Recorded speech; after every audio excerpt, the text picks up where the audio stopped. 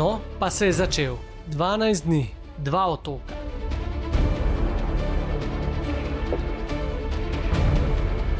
Štiri mesta, desetine opic, stotine riževih polj.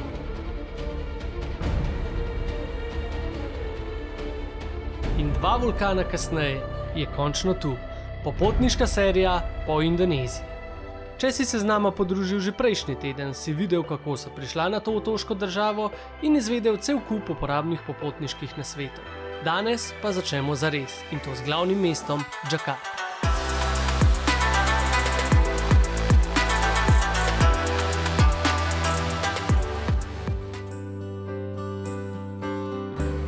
No, to pa so zajtrki, ki jih mogoče v Evropi nismo najbolj navajeni, ne? Jaz imam totalen kulturni šok, ker ne morem jesti pišanca prvič za zajtrk. To, če te že zjutraj malo ne popeče tlele not, pa da anglika rogem bruhov, nisi nič naredil, a ne? Hej ho! Dobrodošli nazaj na najinem kanalu. Z vami sva tako kot vedno Ponč pa Sonč oziroma Alex in Cindy. Zadnje 2 dneva sva porabila, da sva prišla do Indonezije. V bistvu pot nama je vzela kar 32 ur in celoten ta del sva zapakirala v epizodo 0. Torej, če vas zanimajo vsi vstopni pogoji za Indonezijo in pa v bistvu najina pot do sem ter nekaj potovalnih nasvetov, vas vaba, da greste na najin YouTube kanal in si pogledate tudi ta del. Mislim, da je zelo primerno, da ta vlog začnemo s par zanimivih dejstev o Indoneziji. Ne vem, če ste vedeli, ampak Indonezija je največja muslimanska država na svetu. Pač naj je ta informacija zelo presenetila, nekako ne bi povezvala največjo muslimansko državo pač z Indonezijo, ampak ja, po številu vernikov so največji. Ampak verjetno se zdaj sprašujete, zakaj hudiča midva stojiva pred katedralo oziroma pred cerkvijo. Ja, pač v Indoneziji imamo res en tak zelo raznolik preplet kultur. In v bistvu ta preplet si bova tudi midva danes pogledala. Zdajle stojiva pred katedralo, potem pa se odpraviva še pogledat mošejo in pa budistični tempelj. Je bila pa včasih Indonezija tudi nizozemska kolonija, zato verjetno tudi za mano stoji katedrala. Kot vidite, sama cerkev ni nič posebnega. Tista klasična neogotska cerkev, zgrajena leta 1901, gre za glavno cerkev pač v Džakarta regiji, ker je v bistvu bolj zanimivo pri tej cerkvi je njena postavitev. Namreč nahaja se direktno nasproti najpomembnejše mošeje, kjer si greva zelo pogledati. Prvi predsednik Džakarta se je namreč namenoma odločil, da katedralo postavi direktno nasproti mošeje. Vse to naj bi nekako simboliziralo to njihovo povezanost, združitev večjih narodov, večjih kultur, večjih ver. In pred mošejo sva doživela prvi šok, ki nama ga je ponudila Indonezija. Postala sva namreč glavna turistična atrakcija, saj so se vsi ljudje želeli slikati z nama. Foto? Ja. Okay. Inga sta glavna turistična atrakcija Džakarta. A si te glavna turistična atrakcija, a?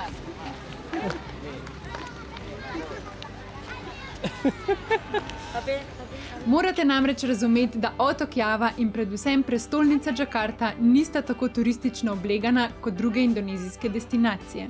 Posledično pa prebivalci Džakarte ne vidijo belca vsak dan in je to za njih res vrhunec dneva. Da sem pa povrh še blondinka, to je pa že čez vse meje. Tukaj sva dobesedno obtičala več kot pol ure, saj se je naredila čakalna vrsta ljudi, ki so se želeli fotografirati. In kdo bi lahko rekel ne tem pristnim indonezijskim nasmehom? Join with us sama. Join with us.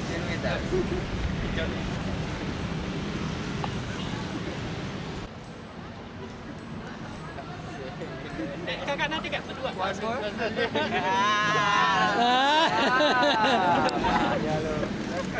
Satu, dua, tiga. Ok, zdaj sva se končno uspela izboriti malo placa, tako 100 ljudmi sva se slikala, pa po mojem naj zelo hoče spet okupirati. No, v glavnem, pač vidite, kaj hočeva reči. Sva mogla kar malo pobegati.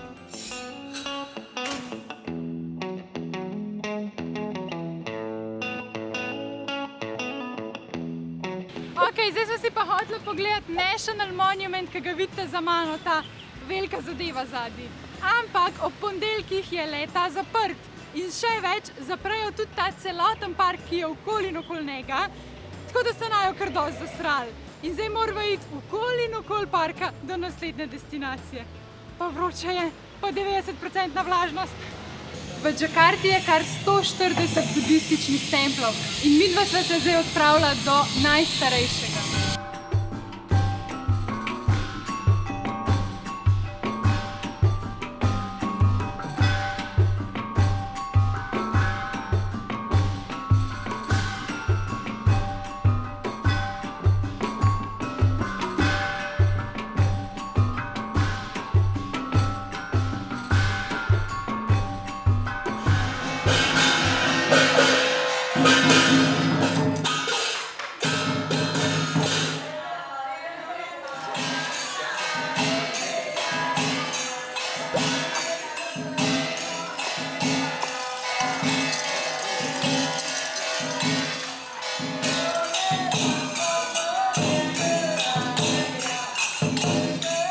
Na začetku niti niso razumela točno, zakaj se gre, so nama pa potem kasneje razložili, da je v bistvu obred za eno deklico, ki je ravno kar umrla, kot neke vrste pogreb.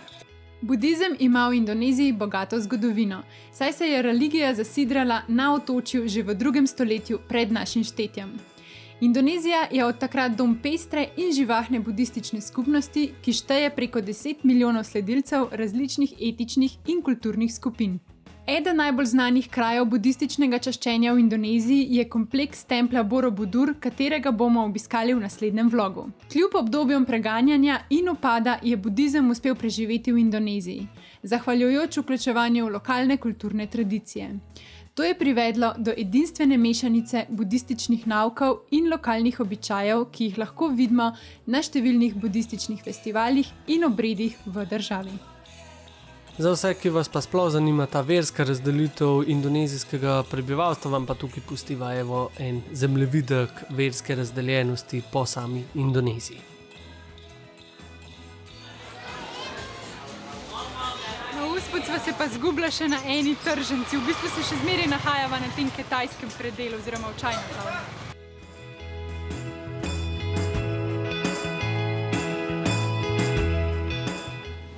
Rekla, da morava kar štartati s tradicionalnimi indonezijskimi jedmi, tako da v bistvu zdaj so nama prinesli nusi gorek, nekaj tazga, ki je pa v bistvu fried rice, torej pač pečen riž, kako bi temu rekel. Pa zraven cvrtjajček.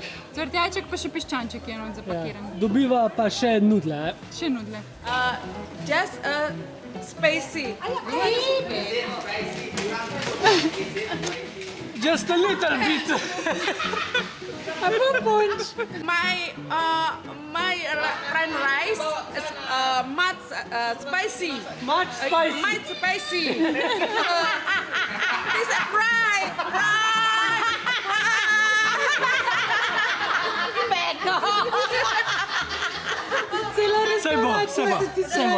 Saj bo. V Indoneziji higienski standardi niso najboljši. Že sama voda, ki tukaj teče, in pa voda iz pip ni čista in definitivno ni pitna. So pa določene stvari, ki jih lahko naredimo, zato da pač poskrbimo zase in za svoje zdravje in se izognemo potencialnim trebušnim težavam. Prva taka stvar, mogoče zelo logična, ampak ne za vse, vodo iz pipe ne pijemo.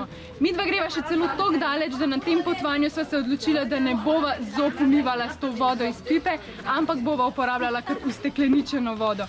Boljš biti na varni strani. Druga taka stvar, fajn se je izogibati sadju in zelenjavi, ki se ga ne da olupiti. Pač, če se sadja ne da olupiti, pol ne veš, s kakšno vodo je bil leta umit. Tako da ja, pač boljše biti na varni strani. In tudi solato, ki pripravijo, ne veš, s kakšno so. Zdaj varne so kakšne banane, recimo mango ali pa kaj podobnega. Tretja stvar, sicer precej logična, ampak bi jo rada poudarila, pred vsako hrano si je treba fajn umiti roke z milom in pa najboljše je, če se jih potem še razkuši. Je pa po celi Indoneziji poln lijakov, tako da s tem res ne boste imeli problemov. Naslednja taka stvar je, da se izogibaš ledu. Pač nikoli ne veš, iz kakšne vode je led pripravljen. Čeprav midva v zadnjem cajtu ugotavljava, da v teh večjih restauracijah pa v kakšnih teh večjih hotelih pripravljajo led iz ustekleničene vode. Tako da v bistvu je varen za piti in tudi midva sva ga na tem potovanju že pila. Je pa dejstvo, če ne veste, iz kakšne vode je led pripravljen, je boljš biti na varni strani in pač naročiti neko Coca-Colo ali pa pivo, seveda brez ledu. Imava pa midva še eno skrivno orožje, ki poskrbi, da sva na vsakem potovanju malenkost bolj brez skrbi. In sicer Vitalate aktivno oglje z integriranim vitaminom C, ki v bistvu nase veže vse toksine. Tako da tudi če pojeste kaj slabega, lahko te težave hitro odpravite. Naju aktivno oglje spremlja čisto na vsakem potovanju in si ne predstavljava življenja brez njega. Če bi ga tudi ti rad imel, si lahko priskrbiš svojega in sicer lahko uporabiš kodo za popust PS20. Bova pa spodaj pustila direktno povezavo do spletne trgovine. So pa v mestnem času posodobili embalažo, tako da je zdaj taka lepa bela, da se ne boste zmedali pri nakupu.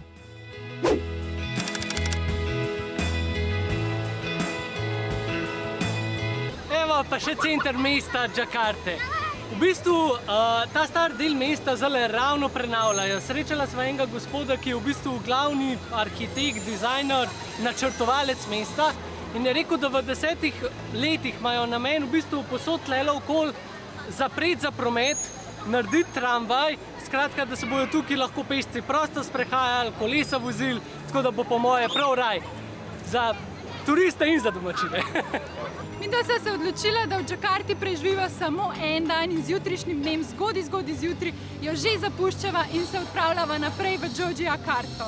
V bistvu sama Džakarta ponuja še precej več stvari, imate ful veliko enih muzejev, nacionalni muzej, zgodovinski muzej, midva sva si kakšnega izmed njih hotela tudi pogledati, ampak žal pač so ob ponedeljkih zaprti. Imate pa tudi recimo kakšen živalski vrt, ki se ga baje ful splača pogledati. Je pa nasplošno Džakarta zelo neturistična, pač res je ena taka poslovna prestolnica in tudi midva v celem dnevu sva videla samo 2 turista. Še prvič na tuk-tuku, a ne? Še prvič v Indoneziji.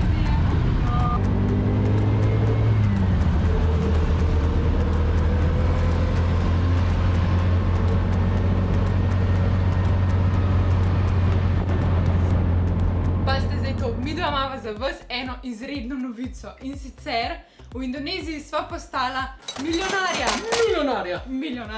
Še več kot to, imava kar 10 milijonov indonezijskih rupijev. V glavnem ja, v Indoneziji je praktično vsak skoraj lahko milijonar. Namreč 1 milijon indonezijskih rupijev je 65 evrov, tako da pač to res ni neka velika vsota. Lahko pa s tem denarjem dobiš kar veliko tukaj. In v bistvu midva sva včeraj na letališču zamenjala neko manjšo vsoto denarja, ker pač na letališču res niso dobri ti pretvorniki in se ne splača. Danes sva pa najdla neko bolj pač normalno menjalnico in sva zamenjala denar. Tako da imava zdaj 10 milijonov in pač mislim, da bova s tem denarjem kar nekaj cajta zdržala. Je pa v bistvu pretvornik tak, da je 1 evro 15.000 rupijev. No, jaz nikoli v življenju nisem mislil, da bom živel tako kakor v filmu, da mogu v nekih čudnih takih kovertah okoli denar. Vrečkah. Fellas, look what I found in my pocket. Look, a year's salary right here. What I call them? Fun coupons. Denar predstavljata, ampak ja, to, gledajte zdaj to. Ko pa tapok. Čakaj, malo jim pokaž, no, kako zgleda. Ja. To zakaj ne konča? Punč se je čez begu v menjalnici, kaj je mogel tole prešteti. Ok, potem pa druga stvar. Vzela sva si indonezijsko pivo Bintang. V bistvu preden sva prišla v hotel, sva rekla, morava dobiti malo elektrolitov. Tako da probava še tole njihovo rdečo zvezdico. Tole pivo je pa v bistvu to nek navaden pilsner. Bova probala. Pilsner? Bi rekel, da je lager, vidiš? Pilsner je, ja. Ok, činkalo binkalo. Činkalo binkalo. Dobar. Dobar, tako pitan, ja. Tako osvežilen, ja, pitan. Super. No, pa bi pa rada še nekaj naredila in sicer prvi vtisi o Indoneziji. Pač se jaz vem, da glavno mesto ne more zdaj posploševati za celo Indonezijo, ampak naš Ponč, kot sva že verjetno omenila, je prvič na splošno v Aziji, tako da mi povej, kako se ti zdi. Pa v bistvu ni toliko bed. No. Ni toliko bed. Pač ok, pustimo te njihove arhitekturne dosežke v džici, ne vem kva gor dol. Pustimo une ulice, ki ne veš, kdaj to en štiknil. Ne da no, je pa nekaj. Tudi enkrat se nisem počutil recimo ogroženega, da bi mi bilo tako, ok, tle mi pa res bed. Pa ljudje so ful prijazni. Ljudje ful prijazni, ampak pač sam tako izgled ulice pa, stari kan sem jaz zdaj v en geto prišel. Ampak daleč največji šok je pa v bistvu njih videti, da prvič vidijo belca. To je pa next level. Pač, jaz sem se dostikrat sprašal, kako se morajo neki tej slavni, ne vem, Angelina Jolie ali kdorkoli pač že počutiti, ko jih folk tam na cestu stavlja, pa hočem fotko. Pa zmer sem si mislil, so smotana, a res prav neki se zakrivajo, pa grejo stran, pa ne morem, ne. Ampak da sem prvič občutil na lastni koži, kako je to, ko te na 10 metrov eno stavlja, pa hoče fotko. Vse za ta prvih 10, za ta prvih 20, je tako, to ok, v redu, ful je fajn, kar slaven sem tle v Aziji. Ampak ja, nimaš normalnega ritma. Jaz sem že tako na potovanjih precej počasnejša od navadnih popotnikov, glih zaradi vsega snemanja in vse. In poti nisem se predstavljala, da nam bo v bistvu toliko cajta to pobralo. Jaz na eni točki sem skoraj malo solzice potočil, ke prav ena punčka je prišla do naj, joj, slog slikati z vama, ja, dej se, ne. In ona je bila kar in šla do mamice s telefonom, lej mami. Tako čist noro, no, ne, mislim prv, fakt. Tako da ja, jaz mislim, da je pred nama en lep trip. Ja, v glavnem toliko, ja, no, v prvih vtisih, zdajle malo še par stvari za zrihtati, pa spat bo počas treba, ker je treba ful zgodaj vstati, ker jutri se pa namreč odpravljava na panoramsko vožnjo z vlakom 8 ur do Jogjakarte. Čak, se veš, da ni panoramska. Ti smo je rekla, da je panoramska! Ok, to je pač navaden vlak, z navadnim vlakom se bova vozila, so pa je med vožnjo zelo lepi razgledi. Evo, kaj si prišel? Pasar se ne. Evo, hitro je to lak. Evo se že gužvamo na vlak. Gužva je, a? Je pa toliko ogromna postaja, da sploh ne veš kam jeti. Je pa v bistvu 1:05 zjutraj.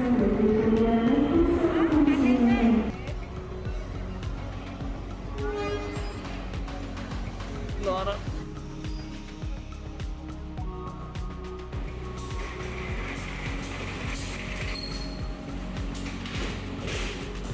Evo naj uspešno na vlaku, sva se vkrcala.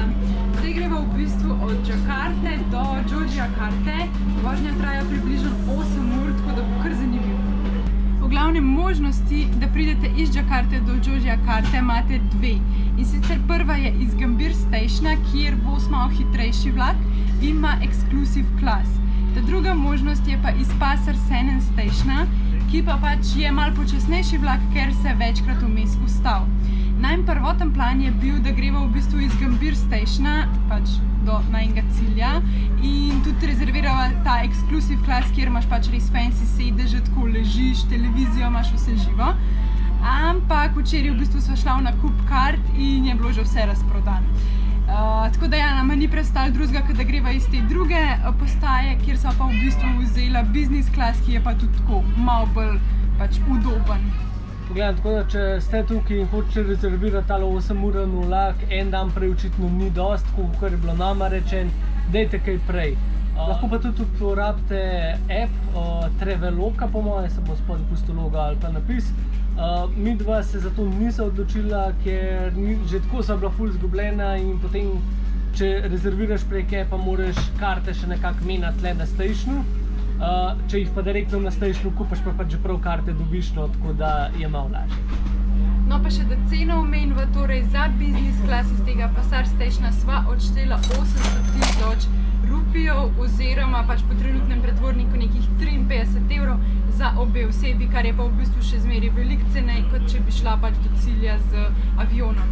Za avion se pa nisva odločila, ker v bistvu si želiva tudi ta vlak izkusiti, pa v bistvu te panoramske lepe vožnje. Še en hiter komentar na izjavo od prej, ko sva rekla, da je v bistvu 5 zjutraj, pa vidite, da je že full sonce, oziroma tlele verjetno že kakšno minuto kasneje. V glavnem, kdo še nikoli ni bil v ekvatorialni državi, tukaj je značilno, da dan traja dejansko od nekje 5-6 zjutraj pa do 5-6 zvečer, potem je tema in tako je skozi. Tako da na to boste pripravljeni. No, zdaj sem pa prišel še v ekonomi razred, zdaj te v bistvu videl, zakaj sediš v biznisu ali boljšemu, ker enostaven pač placa vmes med nogam slinač. Evo, to približam. Gleda to.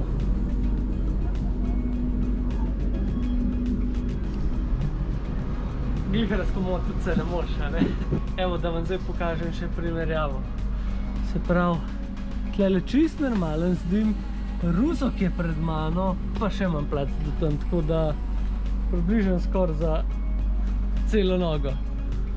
Udobno, ja. Ja, udobno. Da vam pokaževa, kaj vse lahko še najdeš na tem vlaku. Tukaj vidite molilnico oziroma mini mošejo. Potem je seveda tudi vagon s hrano. Več o hrani na vlaku takoj po tem segmentu. In verjetno vas zanima tudi, kako izgleda WC. Evo vam pokažem še, kakšen je WC v business klasu na tem vlaku, na katerem sva trenutno. Evo takole, imamo ženski WC.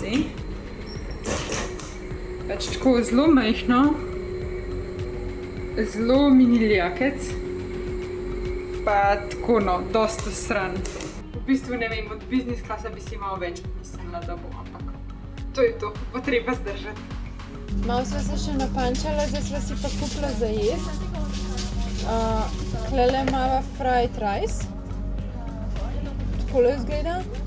Tako malo scary izgleda vse skupaj. Upam, da preživiva. Tle imava pa še fried chicken. Takole. Za vse to za tele dve hrani sva odštela 76.000 rupijev. Čez leto. O, to grozno izgleda. Če malo mi da umrla od tega. Če bi preventivno inaktivo nogle. Pretiraš, ste ni tudi. Tale hrana je pa bila gabno. Nimam besed drugih. Gabno. Brez okusa, masno, pa še kar na koncu ti čist tak čuden pookus pusti, pa tako vse skupaj malo plastično je deloval. Včeraj so ful dobro jedla, danes tole je bilo pa... V glavnem, čist brez okusa, mene je sam pekel kot svina, to je vse, kar sem čutila in to je to. Pa hladno, mrzlo. Pa hladno, ja, pač, tako da upam, da se nisva zdaj kaj zastrupila s to hrano. Ampak zdaj razumem, zakaj vsi pravijo, da obvezno vzem snackse, kakršno ta vlak. Tako da ja, jaz razlogam. V glavnem sva rekla, da še malo pojeva tele na vlaku, a ne, nico se ene krekrčke kupila. Šla sva si snackse kupiti za na vlak. No, malo se nategnila, da bo šlo v kreku. To sva mislila, da je sol, pa je v resnici. Pa je v resnici sladko, da so slani krekerji, ohazici. Vlak se počasi približuje mestu Jogjakarta in s tem trenutkom se bova tudi midva poslovila. Namreč Jogjakarta si bomo ogledali v naslednjem vlogu. Odpravljamo se v bistvu v kulturno prestolnico Jave, kjer si bomo pa pogledali dva zelo pomembna templa. In sicer Borobudur, ki je največji budistični tempelj na svetu, in pa Prambanan, ki je en izmed najpomembnejših hindujskih templov na svetu. In pa seveda raziskala bova tudi samo mesto. Veliko se nam je zgodil že v tem prvem vlogu, ampak vse to je šele začetek. Tako da dobrodošel, da se naročiš na najin kanal in še naprej spremljaš najino pot po Indoneziji. Klikni tisti rdeč gumb, je zastonj, pa čist nič ne grize. Tako da polajkaj, kaj komentiraj in se vidimo v naslednjem vlogu. Čau, čau! Čau, čau!